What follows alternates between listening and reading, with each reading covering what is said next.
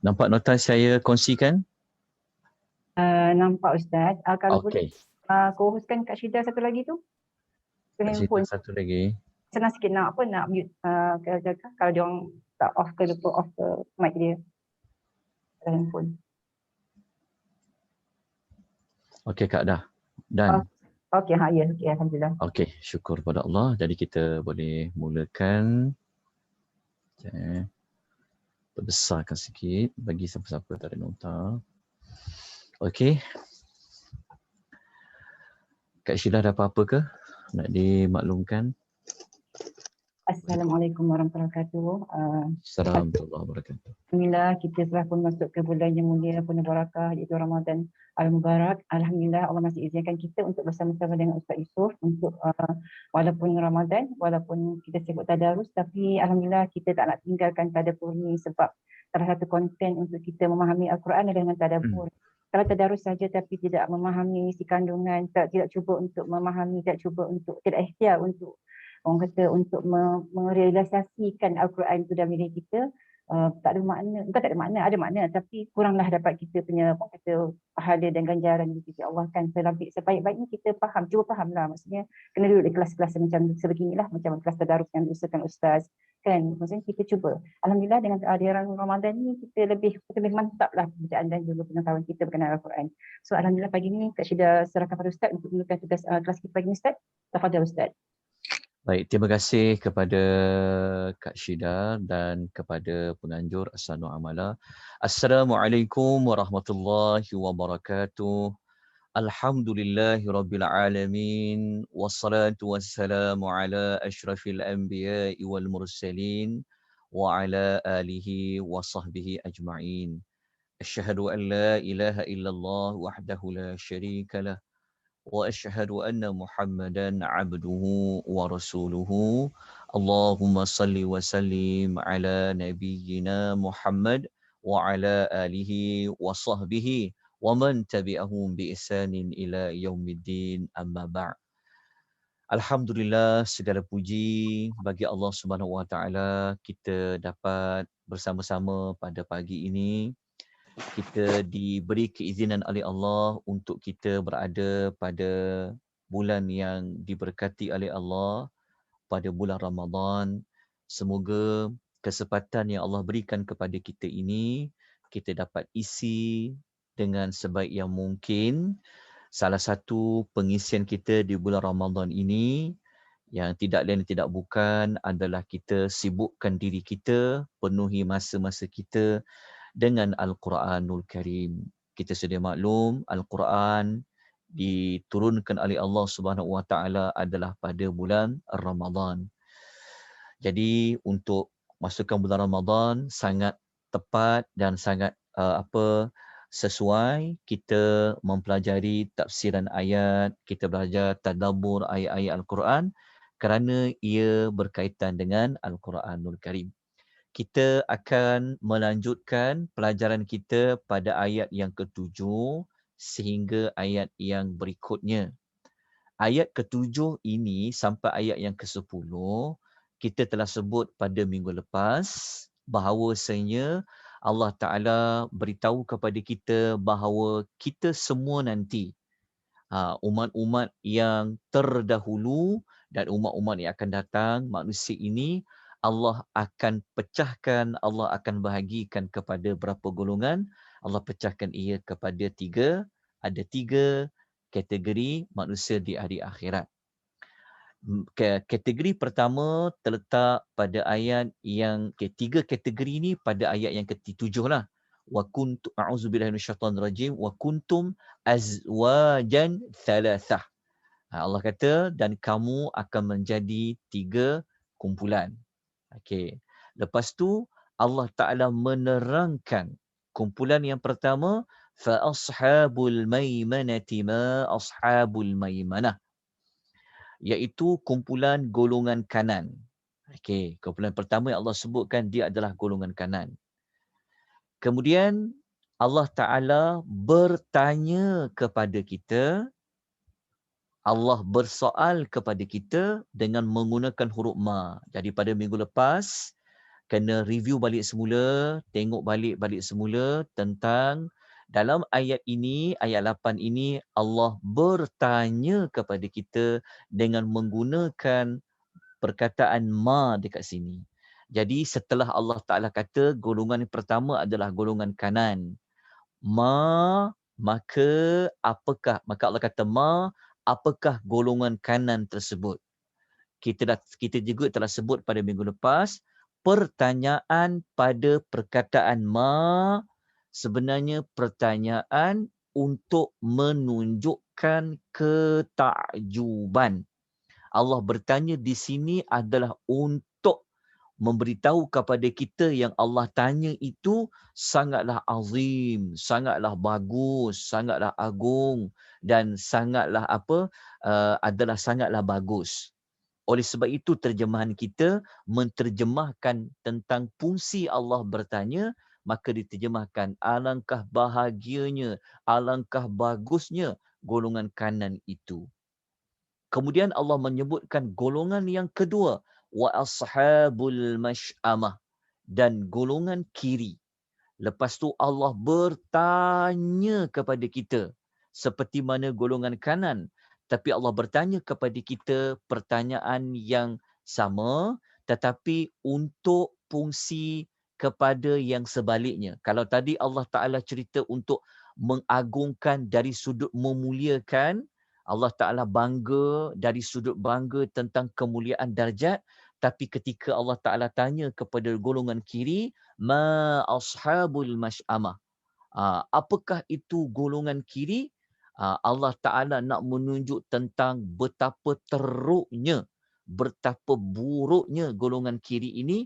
Sebab itu diterjemahkan dalam bentuk alangkah sengsaranya, alangkah binasanya boleh juga golongan kiri itu. Okey, ni ada perbandingan lah. Kanan lawannya adalah kiri. Maimanah lawannya adalah mash'amah.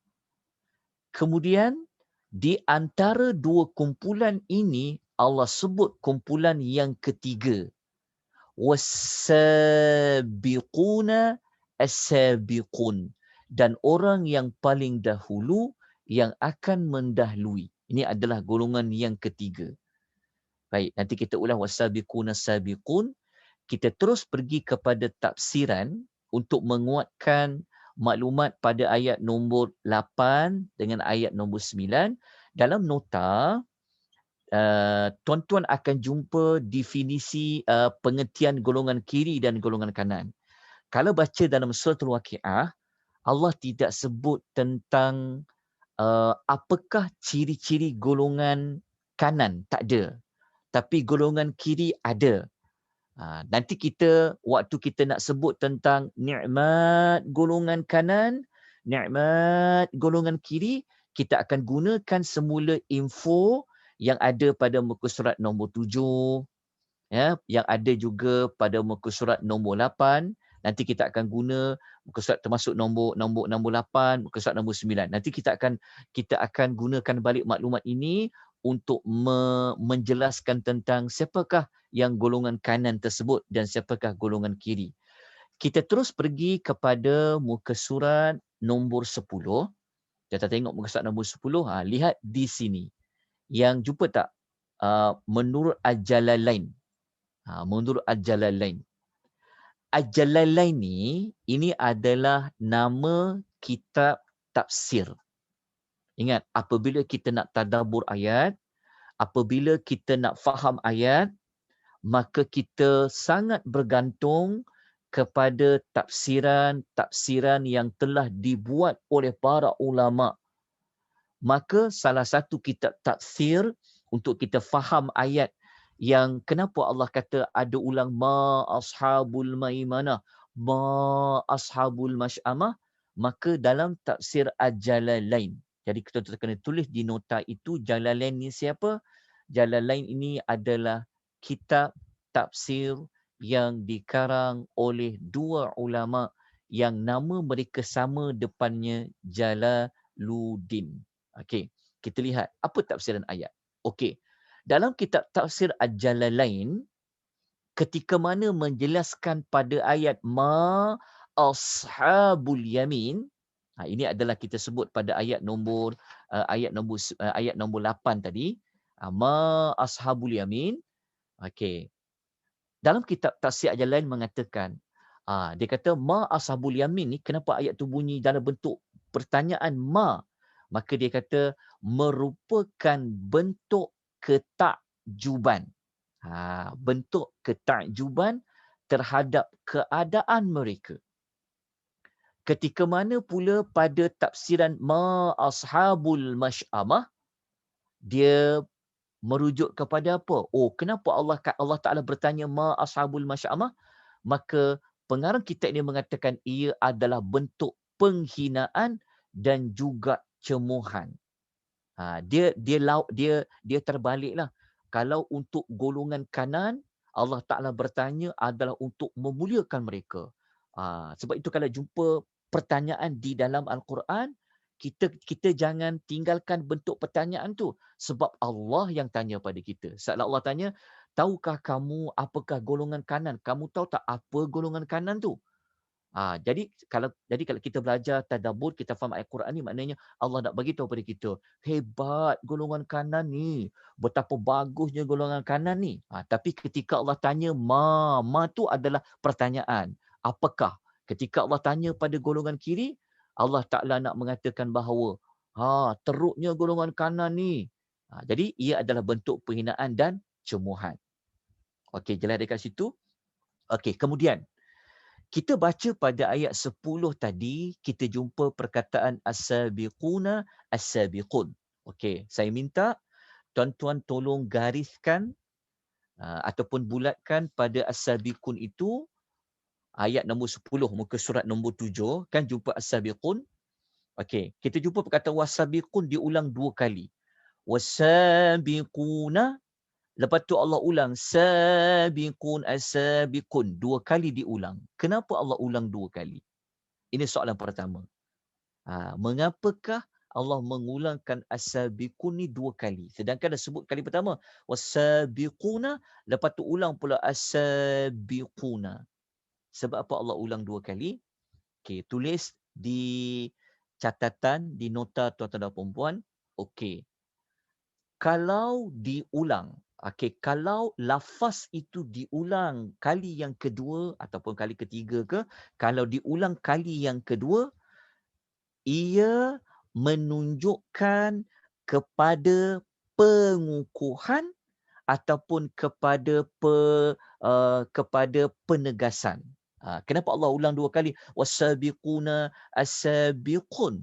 Sebenarnya pengulangan yang kedua itu dia panggil pengulangan menggunakan lafaz yang diulang adalah untuk at-taukid. Dia panggil apa? Untuk mengukuhkan, untuk menguatkan tentang as-sabiqun tu. Hebatnya, mulianya as-sabiqun ini diulang sekali lagi as-sabiqun. Kalau golongan kanan, Allah Ta'ala nak mengatakan hebatnya golongan kanan tu, Allah menggunakan kaedah bertanya ma. Tapi ketika as-sabiqun as-sabiqun, cara Allah Ta'ala nak mengatakan bahawa mereka ini sangat bagus, Allah Ta'ala tidak menggunakan pertanyaan. Tetapi Allah menggunakan pengulangan kalimah as-sabiquna. Itu dipanggil apa? Dia panggil kaedah menguatkan. Nak menguatkan sesuatu fakta, salah satu kaedahnya mengulang kembali kalimah itu. Okay. Kemudian, masih ingat pada minggu lepas, saya ada berpesan kepada tuan-tuan dan puan-puan untuk mencari jawapan.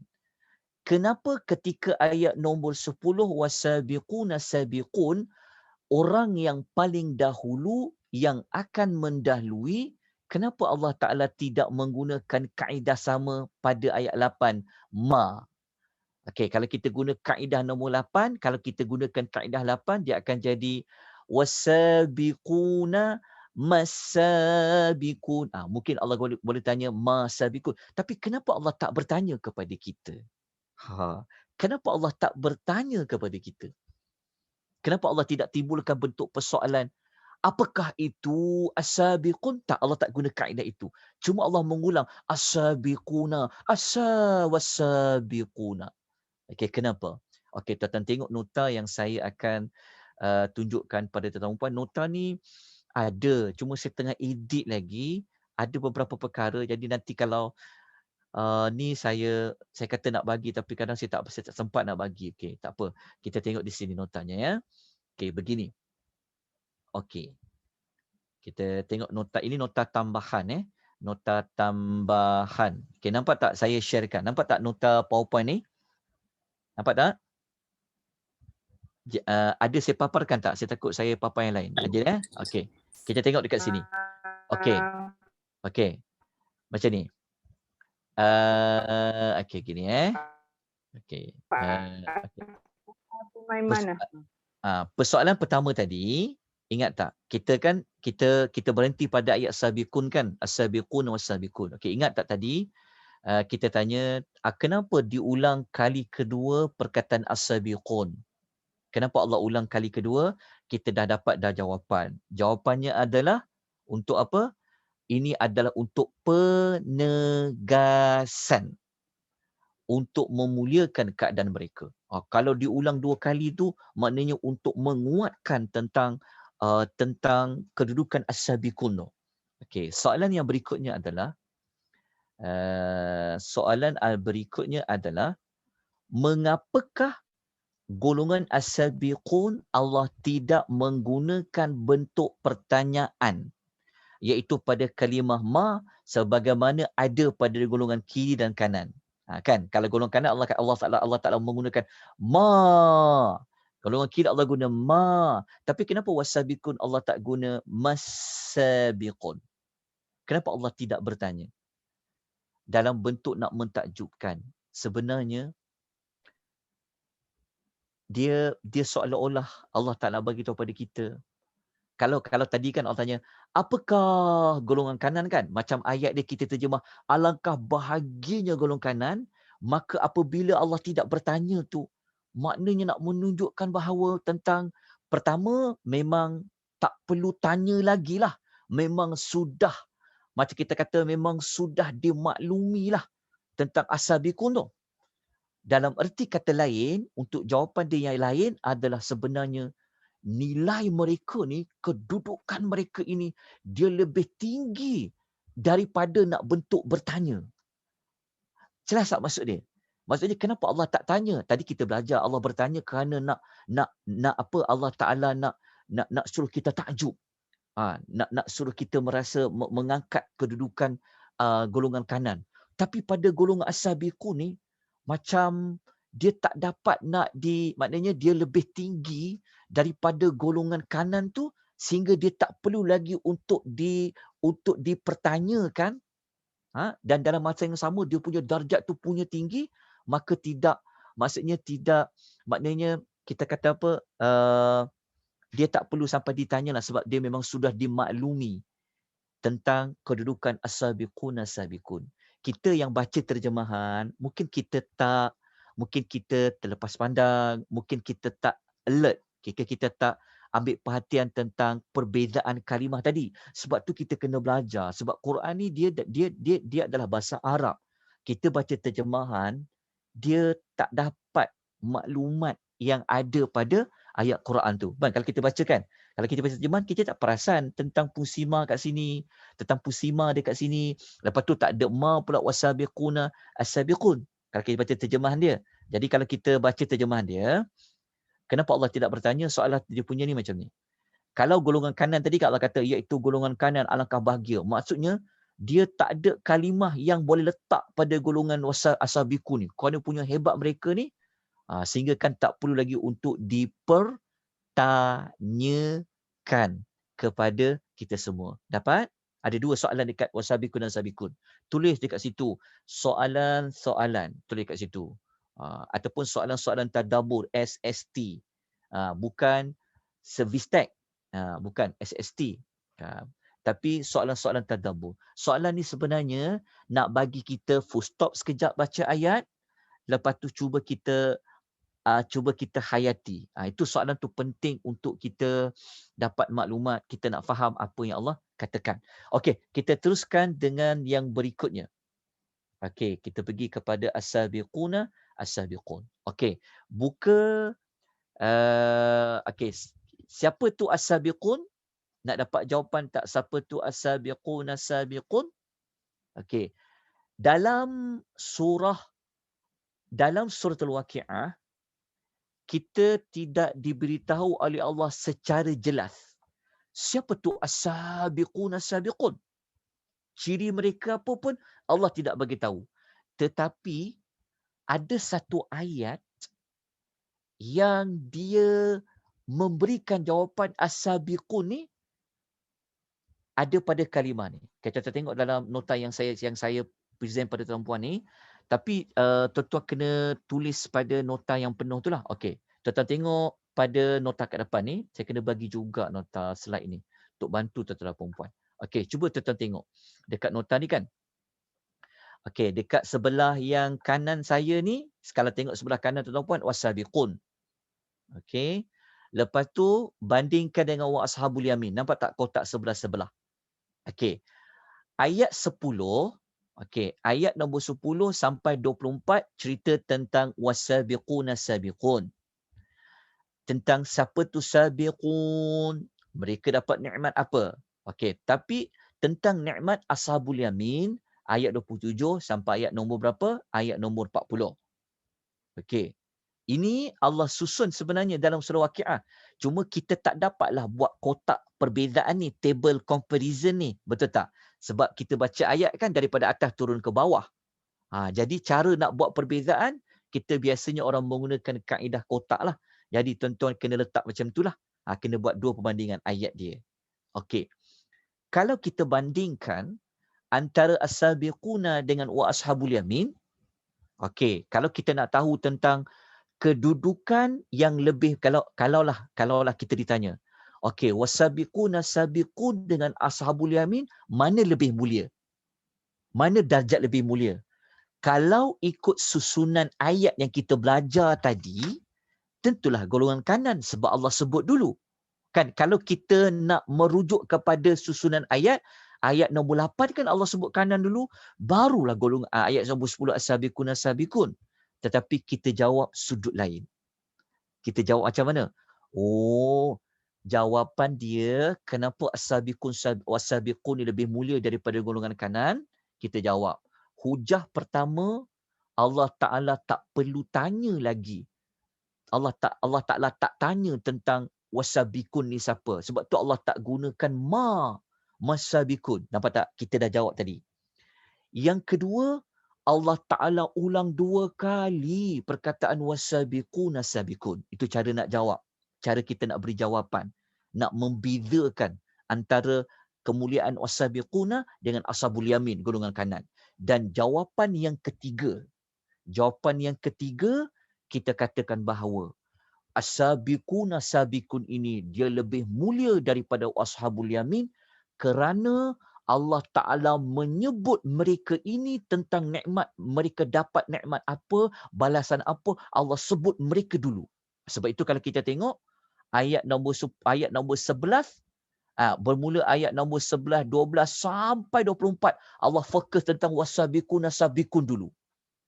Lepas tu barulah ayat 27, Allah menceritakan tentang balasan untuk golongan kanan. Jadi kalau kita melihat dari sudut cara Allah susun balasan golongan sabiqun dulu Allah sebut, lepas tu baru Allah sebut wa ashabul yamin, sudah menunjukkan tentang adanya perbezaan. Okey, itu hujah nombor 3. Hujah yang keempat. Hujah yang keempat untuk mengatakan bahawa as-sabiquna sabiqun ni lebih mulia daripada washabul yamin, tuan-tuan akan jumpa pada ayat nombor 24. Okey, tengok ayat nombor 24. Ayat 24 wasabiquna sabiqun. Tuan-tuan tengok anak panah yang saya tunjukkan tu. Kalau tuan-tuan baca, okey, cuba kita tengok dekat ayat 40 tentang golongan kanan kan. Allah tak sebut pun Jazaa'an bima kanu ya'malun. Okey, apa makna jazaa'an bima kanu ya'malun? Okey, kalau kita buka dalam nota, kita tengok jazaa'an ayat nombor 24. Okey, ayat nombor 24, kita akan jumpa jazaa'an bima kanu ya'malun tu maksudnya apa?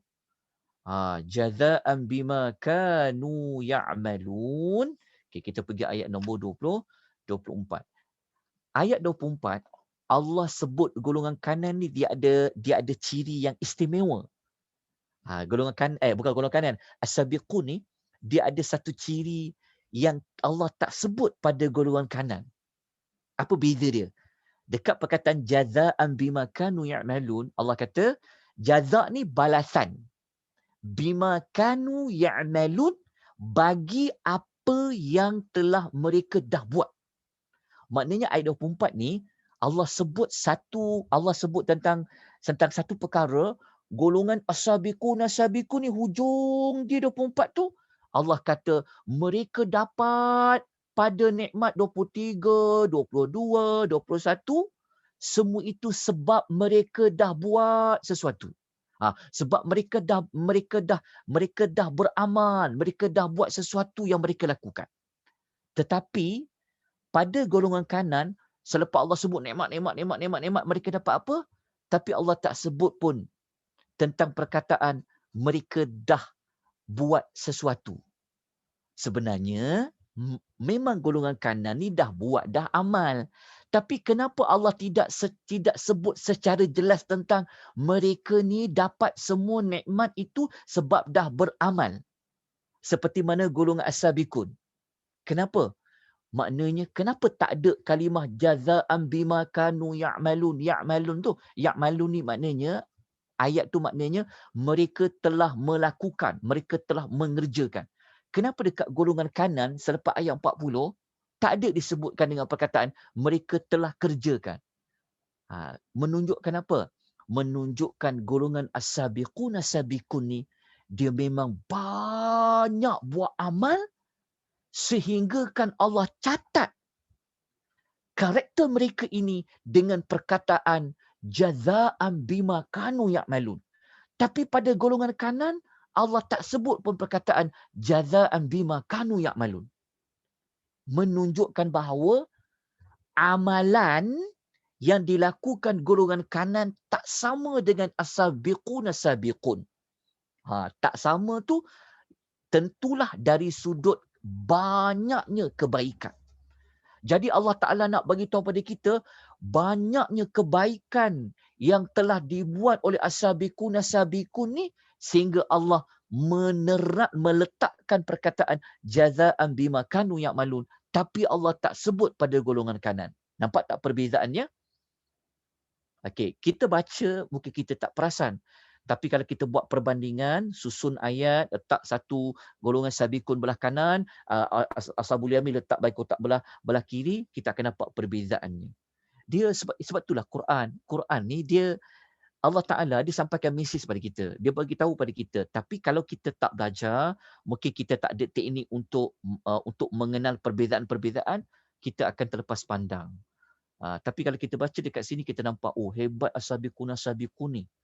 Sebab sekarang kita nak mengulas tentang siapa tu as-sabiqun. Sampai tak perlu lagi bertanya soalan mas-sabiqun. Allah kata as-sabiqun sudah maklum tentang kehebatan mereka. Jadi sekarang kita nak tadabbur, sebab kita nak tadabbur ni fungsinya untuk kita beramal. Fungsinya kita nak ambil, kita nak tiru, kita nak ambil tindakan daripada baca surah Waqiah ni. Jadi kita kena tahu siapa tu as-sabiqun. Jadi kalau kita baca, kita jumpa perkataan, mereka ni orang yang banyak buat amal ni. Mereka banyak beramal ni. Sebab itu Allah sebut tentang mereka dapat semua balasan itu disebabkan mereka telah melakukan amalan. Okey, mereka buat amal apa? Kita akan lihat nanti pada tafsiran Al-Imamu Ibnu Kathir, insya-Allah. Baik. Dah jelas tuan-tuan dapat ya? Nampak tak apa dia punya perbezaan dia? Okey, sekarang kita tengok dalam nota. Okey, saya tunjukkan nota yang penuh. Saya tunjukkan nota yang apa? Nota dalam bentuk PDF tu. Patah balik nota penuh. Okey, dah selesai? Dapat tak tentang wasabiqun nasabiqun? Okey, jom kita pergi terus kepada wasabiqun nasabiqun. Info ni kita akan tinggal dulu, saya tinggalkan dulu tentang siapa tu golongan kanan, golongan kiri. Nanti kita akan sebutkan ketika sampai kepada nikmat dan azab untuk kedua-dua pihak tersebut. Jadi kita terus dengan sabiqun nasabiqun. Okey. As-sabiqun nasabiqun, kita terus pergi kepada muka surat nombor 10. Okey. Wasabiqun nasabiqun. Okey. Dekat muka surat nombor 10, tuan-tuan akan jumpa dekat jalan lain tu kata apa? Penegasan untuk memuliakan mereka. Ini kita dah sebut dah tadi tu. Okey. Kalau kita rujuk ulasan Ibnu Kathir. Ibnu Kathir kata, as-sabiqun tu apa? Dia kata as-sabiqun ni adalah orang-orang yang bersegera dan berlumba-lumba dia buat kebaikan. Okey. Tuan-tuan boleh ambil maklumat Ibnu Kathir ni, maka kalau ditanya, siapa tu as-sabiqun as-sabiqun? Siapa mereka yang orang yang paling dahulu yang akan mendahului?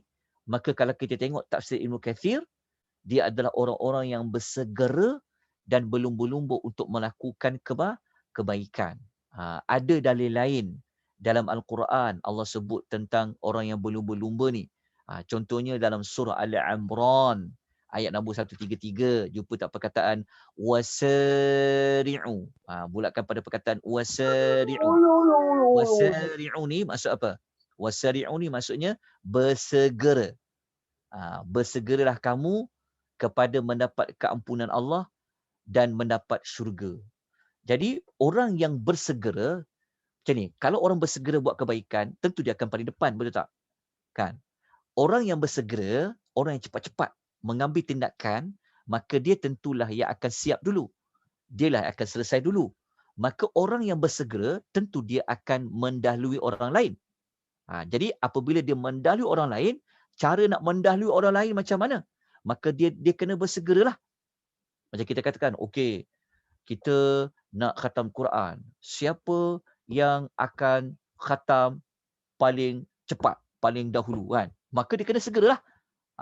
Itu contoh dia. Maka Ibnu Katsir kata orang yang as-sabiqun as-sabiqun ini ciri mereka adalah mereka bersegera dalam melakukan dengan melakukan kebaikan. Ada peluang saja depan mata, cepat-cepat sambar, cepat-cepat buat. Dia macam tu. Ada je benda amal yang dia sempat buat, dia akan buat. Dia bersegera. Okey, dalam surah Al-Imran ni bersegera dapat keampunan Allah dan nak pergi dapatkan syurga. Dalam ayat lain, surah Al-Hadid, ayat nombor 21, mereka ni siapa lagi yang as-sabiqun as-sabiqun? Ibnu Katsir dia gunakan ayat 21 pada perkataan sabiqu ila maghfiratin. Dia ada pada perkataan berlumba-lumba. Kita ambil dua perkataan. Bersegera plus mereka juga berlumba-lumba ila maghfiratin. Okey, nanti kita akan jumpa lagi tentang siapakah as-sabiqun as-sabiqun ni. Baik. Saya lihat tentang notanya. Ada satu ruang tu saya ada bagi maklumat situ. Sekejap saya tunjukkan notanya. Okey, tuan-tuan dah salin. As-sabiqun as-sabiqun tu apa? Yang berlumba-lumba dan yang bersegera. Okey, dalam buat kebaikan. Ada satu lagi. Okey, satu lagi tuan-tuan tambah tuan-tuan tambah. Kalau ikut Ibnu Katsir dua lah. Ikut Ibnu Katsir ada dua. Satu yang bersegera dan berlumba-lumba. Satu lagi yang saya tunjukkan dekat nota PowerPoint tadi. Pada perkataan jazaan. Tulis Bukan sekadar berlumba-lumba, bukan sekadar bersegera. Mereka ni juga dikategorikan dengan orang yang banyak melakukan amal kebaikan. Sebab pada perkataan jazaa'am bima kanu ya'malun. Banyak. Okey. Banyak apa? Sekejap saya carikan. Ada satu maklumat dalam nota ni yang saya ada nyatakan tentang golongan, tentang satu pentafsiran daripada Ibnu Katsir. Sekejap Ada dekat hujung-hujung nota ni. Sekejap. Ada maklumat dia. Saya mencari sekejap maklumat dia. Ashabul Yamin. Okey. Siapa tu as-sabiqun as-sabiqun? Sekejap. Ada satu lagi maklumat dia. Saya tunjuk pada tuan-puan. Ataupun tuan tulislah. Tuan tulis ya, tuan tulis. Okey, begini. As-sabiqun as-sabiqun ni, ingat. As-sabiqun as-sabiqun ni adalah berlumba-lumba, bersegera, dan maklumat lain ciri mereka apa? Yang mereka ini adalah orang yang banyak buat kebaikan, yang banyak buat amal soleh, yang banyak buat ibadat. Okey, dalil dia apa? Guna dalil yang kita sebut tadi, jazaa'am bima kanu ya'malun. Okey, nak buat kebaikan banyak macam mana? Okey, tuan tulis. As-sabiqun as-sabiqun, kalau ikut Ibnu Kathir, mereka ni adalah yang buat benda yang Allah wajibkan. Okey, dia buat apa yang Allah wajibkan dan dia tinggalkan apa yang Allah larang dalam bentuk haram. Maksudnya, orang as-sabiqun ni, kenapa dia dipanggil orang yang banyak buat kebaikan, buat amal? Maknanya dia buat amal yang wajib, dia tinggalkan perbuatan yang haram, lepas tu dia buat juga amal yang sunat, dan dia tinggalkan juga perbuatan yang dimakruhkan. Nampak tak? Berbeza tak orang buat amal macam ni? Berbeza tak? Orang yang hanya puasa wajib tapi dia tak buat puasa sunat. Ada perbezaan tak? Ada orang dia puasa wajib, dia juga buat puasa sunat. So antara dua kumpulan ni, dua jenis manusia ni, mana lebih banyak amal? Tentulah yang buat amal sunat. Okey. Ada beza tak orang yang hanya tinggalkan perkara yang Allah haramkan? Berbeza tak dengan orang yang dia tinggalkan apa Allah haramkan, yang Allah makruhkan pun dia tinggalkan juga. Maka tak samalah amal tu. Ada satu kumpulan, dia tinggalkan yang haram saja. Yang makruh pun dia buat juga. Tapi satu kumpulan ni, yang Allah makruhkan pun dia tinggalkan juga. Walaupun dia tak wajib tinggalkan. So ada perbezaan. Maknanya, kalau kita nak dekatkan diri kita dengan Allah, okay, ni cara kita nak dekatkan diri kita dengan Allah, kita buat yang wajib. Siapa buat yang Allah wajibkan, dia jarak dia maknanya kedudukan dia dengan Allah sudah dekat. Tapi kalau dia nak dekat lagi, dia kena tambah lagi amal. Maknanya kalau dia buat hanya yang wajib, jaraknya sekian. Tapi kalau dia nak dekat lagi, dia kena tambahlah buat amal lagi. Maka golongan as-sabiqun, dia nak lagi ke depan, patut dia panggil as-sabiqun tu, yang paling mendahului tu, maka dia tambah lagi dengan buat amal yang sunat. So dia lagi dekat lah. Dia akan maknanya dia dah termasuk orang yang berlumba lah. Lepas tu dia termasuk dalam orang yang lagi nak bersegera lah buat kebaikan. Okay, nampak tak? Maknanya kalau nak lagi dekat, tambah lagi amal. Nak lagi dekat, tambah lagi amal. Maknanya kalau nak tambah amal, tak cukuplah hanya dengan buat yang wajib. Maknanya dia kena buat yang wajib, dia kena buat juga yang sunat. Lepas tu dia tinggalkan yang haram, dia tinggalkan dengan yang makruh. Bahkan sebahagian perkara yang harus pun, as-sabiqun dia meninggalkan. Itulah as-sabiqun as-sabiqun, ciri-cirinya. Baik. Kita lanjutkan kepada penerangan yang berikutnya adalah, kita nak pergi terus kepada nikmat. Golongan kanan ni kita tinggal dulu maklumat dekat sini. Nanti nanti kita akan terangkan. Nanti kita akan patah balik kita akan gunakan semula maklumat muka surat 8, 9, 10, 11 dan 12. Kita terus pergi kepada ayat yang berikutnya. Kita terus masuk kepada ayat 11 sampai ayat nombor 12 terlebih dahulu. Kita ambil dua ayat ni terlebih dahulu. Dalam nota tu saya dah letakkan tuan-tuan kotak. Kan ada kan dua kotak tu kan? Kotak ni sebenarnya kalau kita ikut bengkel kita akan kosongkan. Saya minta tuan-tuan dekat isi, tapi tak apa. Tuan-tuan dah isi kan? Kan puasa pula kan? Mungkin nak tulis tu pun mungkin tak larat nak tulis tu. Kita pergi kepada ayat 11 dan 12. Kenapa saya letakkan ayat 11 dan 12? Kita tafsirkan dulu, kita tadabbur ayat 11 dan 12 ni. Ayat 11 dan 12 ni Allah nak menceritakan tentang dia punya ni kedudukan, kedudukan dan juga kepada balasan. Tuan-tuan tulis kedudukan dan balasan. Tapi Allah sebut umum. Balasan Allah sebut umum. Allah tak sebut secara spesifik. Tapi yang umum ni kalau faham yang umum ni, dia jadi macam, tak sabarnya nak pergi, apa lagi. Jadi kita kena faham yang umum ni. Okay, nampak tak ayat 12? Ayat 12 ni, Allah nak cerita tentang kedudukan dan balasan dah. Golongan as-sabiquna, as-sabiqun. Okay, kita masuk kepada kedudukan dan balasan. Okay, kedudukan as-sabiquna, as-sabiqun ni, dia punya levelnya, dia punya kemuliaan dia, ada satu. Allah sebutkan dia dengan istilah apa? Kalau kita baca dekat ayat nombor 11 tu, Allah sebut ulaika. Lepas tu ada satu kalimah al-muqarrabun. Jadi kalau kita sambung ulaikal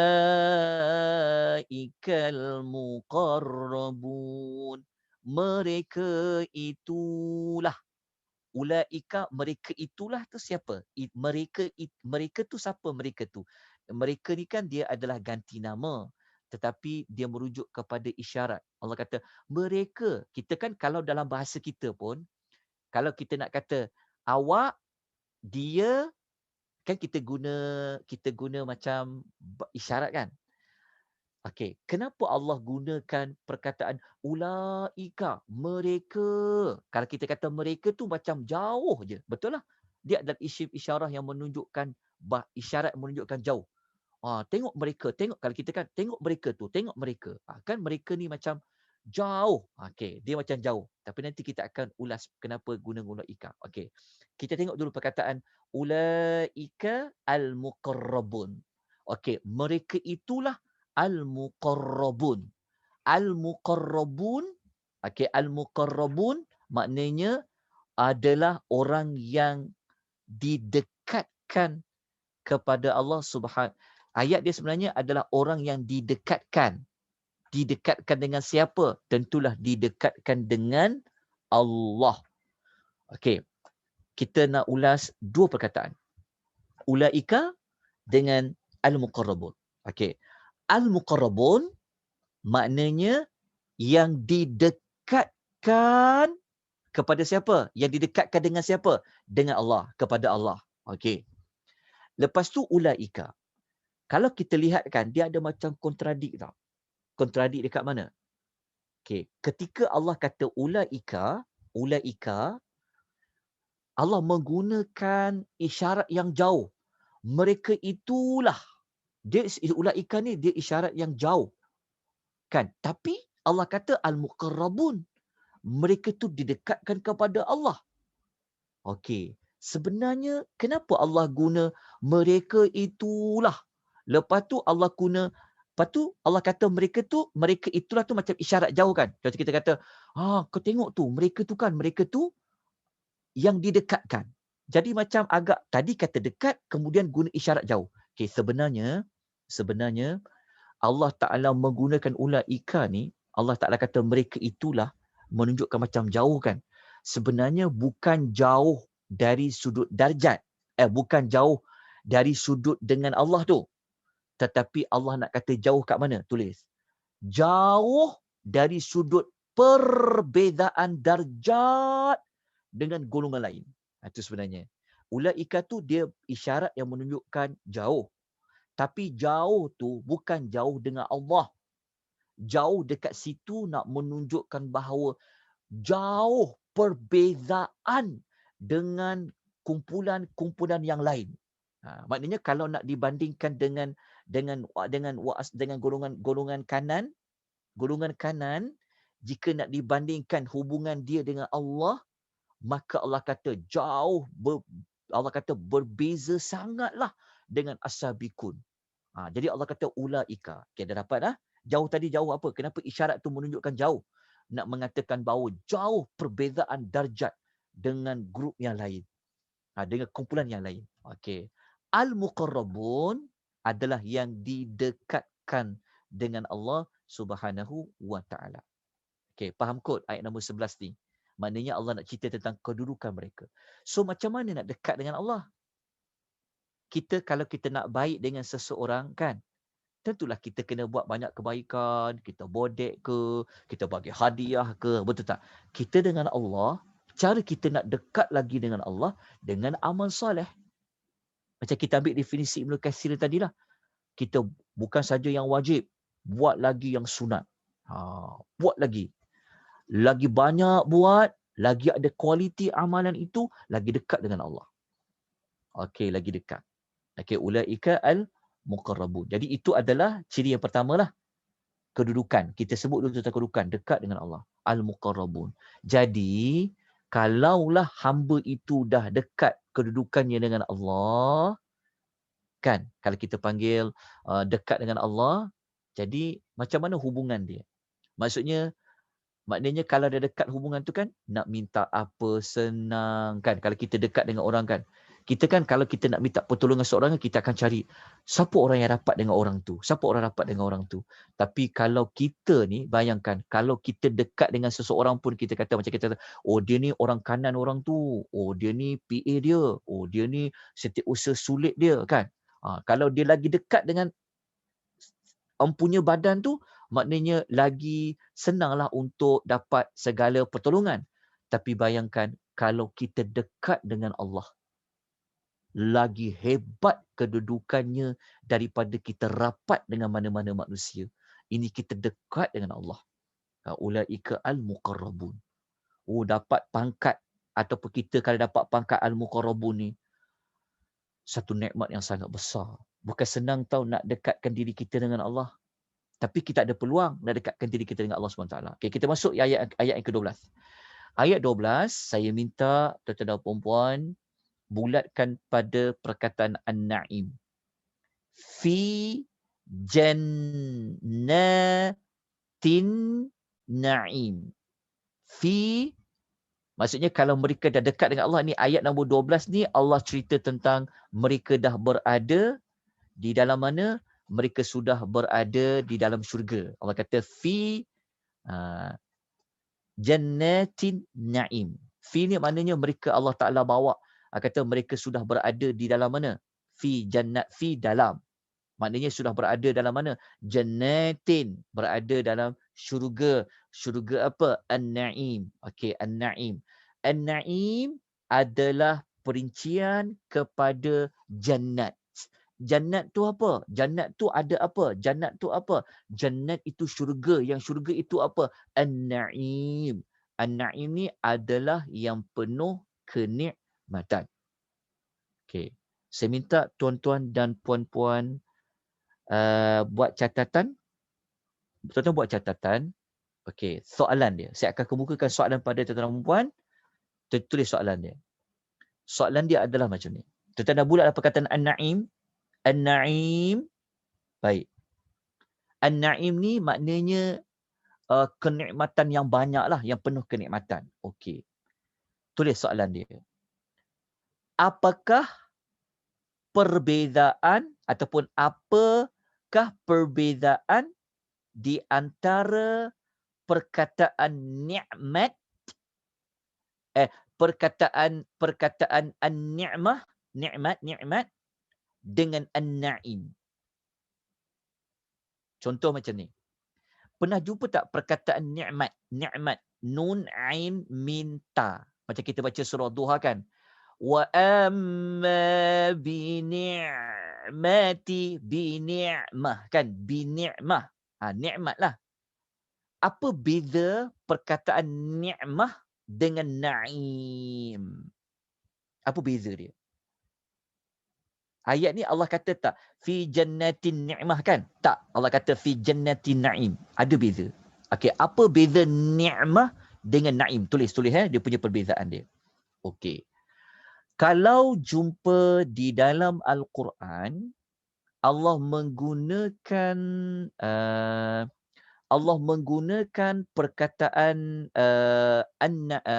ni'mah, perkataan ni'mah macam ayat terakhir surah Wad-Duha tu, wa amma bi ni'mati kan. Okey, kalau jumpa perkataan ni'mah, nun ain min ta marbutah tu ni'mah.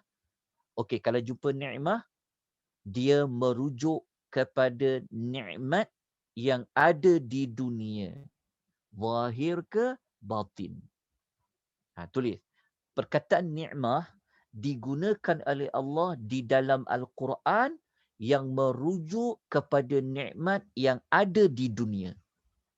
Itu nikmat. Okey. Kalau Allah guna an-na'im, macam ayat nombor 11, ayat nombor 12 ni, an-na'im ni dia adalah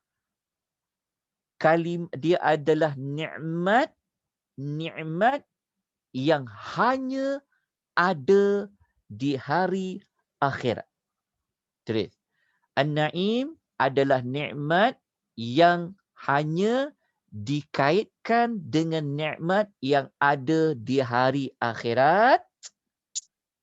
Nikmat itu ialah syurga. Okey, tulis macam ni. Ulang sekali lagi. Kalau perkataan an-na'im, dia hanya digunakan di dalam Al-Quran merujuk kepada nikmat yang ada dalam syurga di hari akhirat. Nampak tak perbezaan dia? Kita baca mungkin kita nampak, oh penuh kenikmatan. Bahasa Melayu dia sama, nikmat ataupun na'im, nikmat dia sama. Tetapi dari sudut penggunaan Al-Quran, kalau Allah guna nikmah, dia bukan nikmat itu merujuk kepada nikmat di hari akhirat. Dia hanya terbatas kepada nikmat yang ada di dunia saja. Semasa di dunia itu masih ada. Tapi kalau Allah guna an-na'im, dia merujuk kepada nikmat yang hanya digunakan pada menceritakan tentang syurga. Dalil dia apa? Tengok ayat ni. Tengok ayat nombor 12. Fi jannatin na'im. Tengok. Sebelum an-na'im ada kalimah apa? Jannah. Syurga kan? Sebelum an-na'im ada apa? Syurga. Okey. Nak tahu jawapan lain? Kalau orang tanya, apa dalil yang kata na'im tu hanya khusus cerita tentang nikmat syurga? Allah tak guna selain daripada syurga. Okey, kita ambil ayat nombor 12. Sebelum kalimah na'im, adanya jannatin. Okey, kita rujuk ayat lain. Okey, cuba tuan buka ayat nombor 89. Okey, kita tengok contoh dia. Tengok ya. Kita tengok contoh dia. Kejap, saya nak tengokkan muka surat nombor. Cuba kita buka ayat nombor 89. Muka surat nombor 80 tak silap saya. Tengok. Okey, tengok ya. Sekejap. Muka surat nombor 79. Ada tak? Cuba buka ayat nombor 89. Jumpa tak perkataan na'im? Ayat nombor 89. Jumpa perkataan na'im.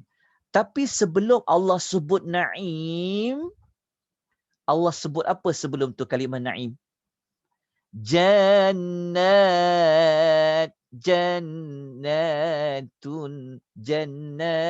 na'im. Sebelum jumpa na'im, jumpa apa? Syurga. Baru jumpa yang penuh kenikmatan. Sama tak macam ayat nombor ayat yang kita baca tadi? Sama kan? Sama. Okey, kita patah balik. Pergi balik pada nota yang mula-mula tadi. Okey. Maknanya macam ni. Selepas ini, kalau jumpa dalam ayat Quran perkataan an-na'im, dia sebenarnya terus merujuk kepada nikmat syurga. Allah tidak menggunakan di dalam perkataan dalam Al-Quran perkataan an-na'im merujuk kepada nikmat dunia. Okey, itu antara perkara yang saya nak tekankan pada tuan-tuan dan puan. Sebab tu kalau siapa nama Naim, Naim ni nikmat tu besar sangat. Dia bukan sekadar perkataan nikmat. Tapi Naim ni dia kenikmatan khususnya di syurga lah. Okey, sekarang saya minta tuan-tuan salin sedikit maklumat lain. Okey, tuan-tuan tulis. Tuan-tuan kena tulis Saja saya minta tuliskan Ramadan kalau dengar saja nanti takut tertidur pula. Okey, jadi kita tulis sikit. Okey, tuan-tuan dan puan-puan. Okay. Tulis perkataan na'im, perkataan an-na'im Allah sebut di dalam Al-Quran sebanyak 17 kali. Di dalam Al-Quran perkataan na'im, an-na'im ni Allah sebut sebanyak 17 kali. Di dalam Quran 17 kali perkataan an-na'im. 2 kali ada dalam surah apa? Dalam suratul Waqiah. So lepas dia jumpa An-Naim, dia digunakan untuk nikmat di hari akhirat yang merujuk kepada syurga. Okey, kita lanjutkan. Masya Allah. Kalau kita fahamkan An-Naim fi jannatin na'im ni penuh kenikmatan. Okey, fi jannatin na'im. Penuh kenikmatan, kita tak perlu ulas panjang lah sebab kita fahamlah penuh kenikmatan. Yang maksudnya kalau baca An-Naim ni, Masya Allah.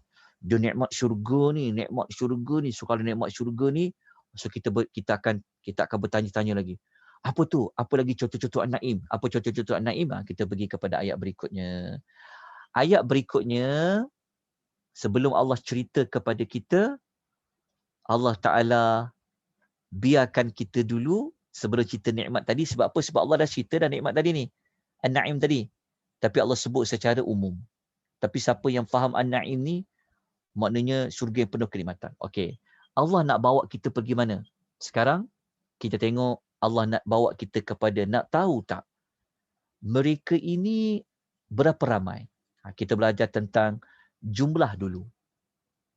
Siapa itu as-sabiqun as-sabiqun? Nak tak jadi as-sabiqun as-sabiqun? Ada peluang tak jadi as-sabiqun as-sabiqun? Okey, kita lihat dalam ayat 13 dan 14. Nampak ya, kita asingkan ayat-ayatnya. 11, 12, ayat lain kita asingkan, maklumat lain. Ayat 13, 14, maklumat lain. Okey, kita lihat kepada jumlah dia. Okey, bulatkan kepada perkataan jumlah. Okey. Ayat yang Allah cerita tentang berapa ramai golongan as-sabiqun as-sabiqun yang akan berada di dalam syurga yang penuh kenikmatan. Okey, ayat 13 dengan ayat 14. Ayat 13 Allah mengatakan bahawa sullatun minal awwalin. Sullatun maknanya segolongan besar. Sullatun. Sullatun golongan besar. Lawan dia wa qalilun. Kalau ayat nombor 14 wa qalilun. Wal qalilun sebilangan kecil. Sullatun, tengok ya ayat dia. Sullatum minal awwalin. Sullatun pada ayat 13. Lepas tu pada ayat 14 Allah kata wa qalilun. Maknanya sullatun segolongan besar. Segolongan besar ni yang as-sabiqun as-sabiqun dapat masuk syurga tadi, Allah kata minal awwalin, yang terdiri daripada umat-umat yang terdahulu. Okey, segolongan besar adalah umat-umat terdahulu. Maknanya segolongan besar umat as-sulatun, segolongan besar ni maksudnya kuantiti dia, maknanya ramailah. Maknanya yang ramai yang akan jadi as-sabiqun as-sabiqun yang dapat masuk syurga fi jannatin na'im. Allah kata minal awwalin, umat-umat manusia yang terdahulu. Okey. Kita dapatkan maklumat ni dulu, kita dapatkan dulu isi dia. Lepas tu pada ayat 14 Allah kata wa qalilun, sebilangan kecil. Maknanya sebilangan banyak yang ramai umat-umat manusia terdahulu. Dan yang sedikit, yang lebihnya, segolongan kecil, sebilangan kecil adalah minal akhirin, daripada orang-orang yang datang kemudian. Di sinilah yang kita nak tahu. Siapa segolongan besar dari umat-umat terdahulu, siapa golongan kecil daripada umat-umat yang datang kemudian. Jadi untuk kita ambil, kita tahu, kita nak benda-benda, perkara paling penting kita kena tahu siapakah umat-umat yang terdahulu dan siapakah umat-umat yang kemudian. Maksudnya siapakah yang al-awwalin dan siapakah al-akhirin. Di sini ada 3 pentafsiran. Ada 3 pentafsiran. Pentafsiran dari sudut menentukan siapa umat-umat manusia yang terdahulu ni dan siapakah umat-umat manusia yang datang kemudian ni. Kita kena tahu maklumat ni dulu, baru kita akan bincang besar dan sikit. Besar dan sedikit tu tak apa. Yang paling penting adalah siapa umat manusia yang terdahulu dan yang terkemudian. Okey. Pendapat pertama dalam nota ni, dalam nota yang ada pada tangan tuan-tuan dan puan-puan ni, okey, umat-umat terdahulu di sini adalah merujuk kepada umat-umat. Ini pentafsiran pertama. Pentafsiran pertama mengatakan umat-umat yang terdahulu ni maknanya umat-umat sebelum umat Nabi Muhammad sallallahu alaihi wasallam.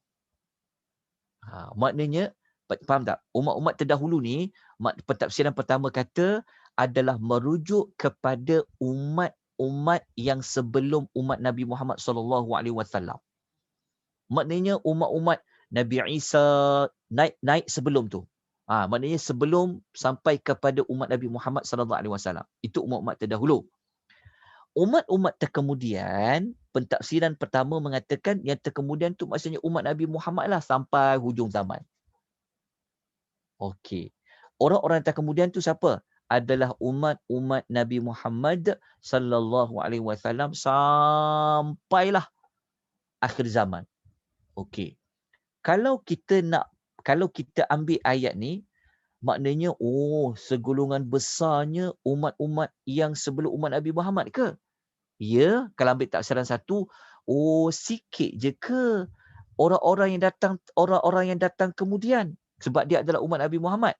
Kalau kita baca ayat ni, macam sikit sajalah umat Nabi Muhammad yang akan jadi as-sabiqun as-sabiqun, tapi yang ramai siapa?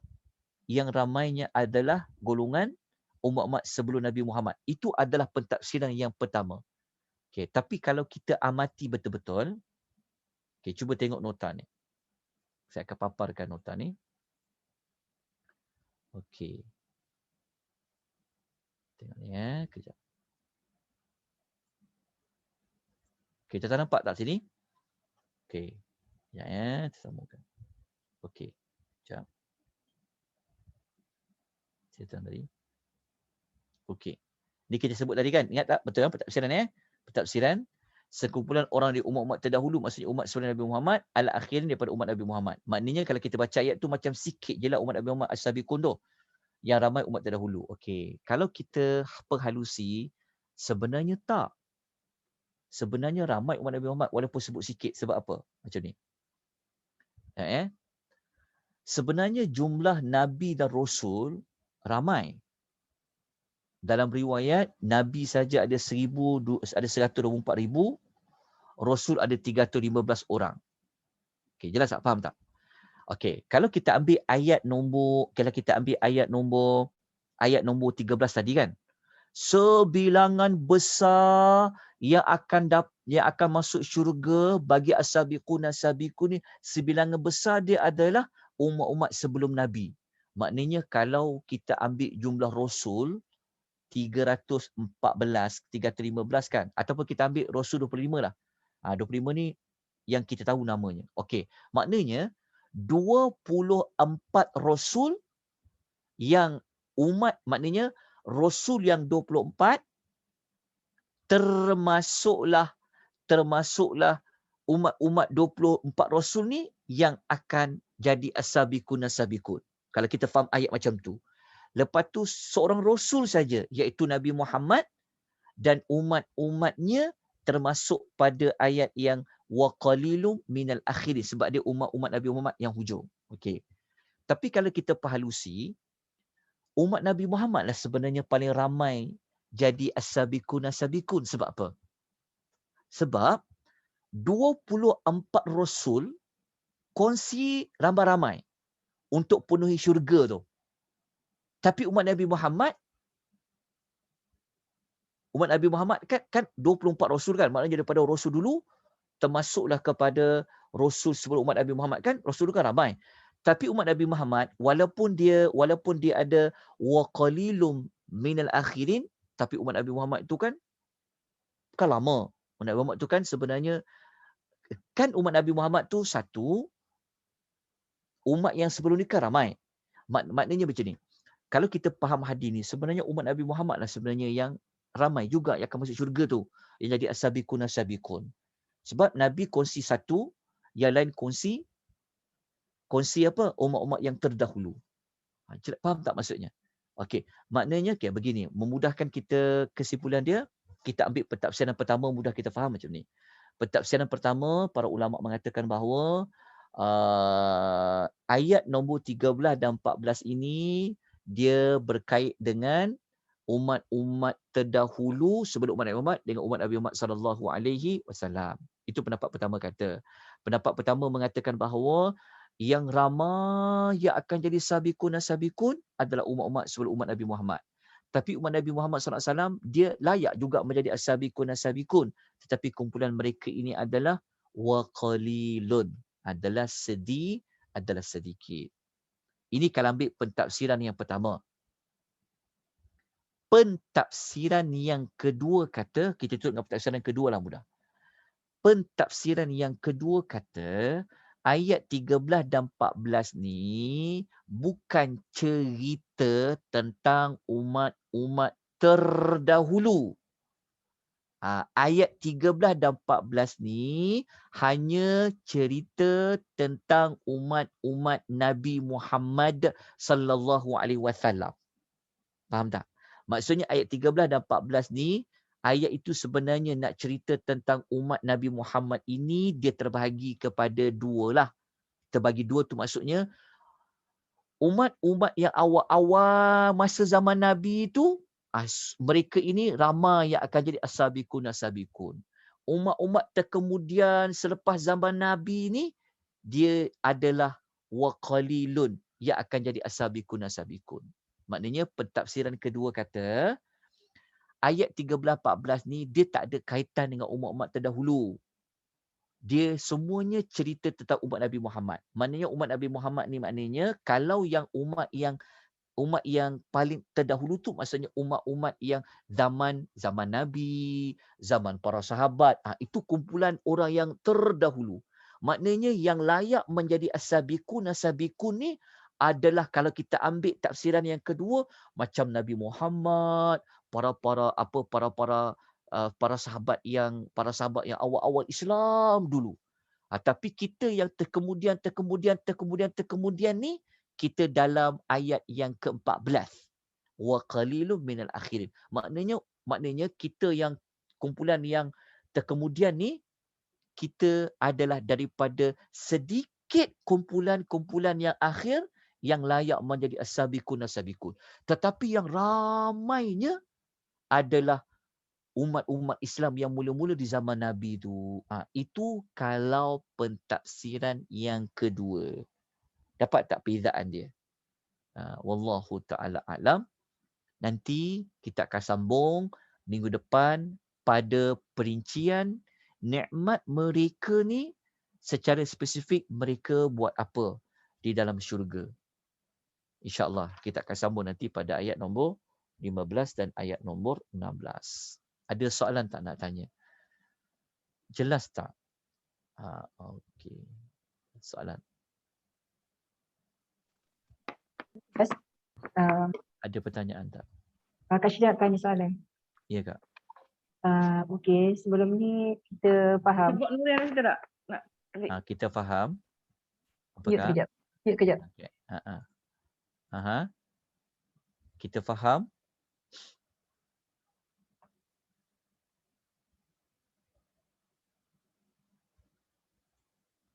Okey.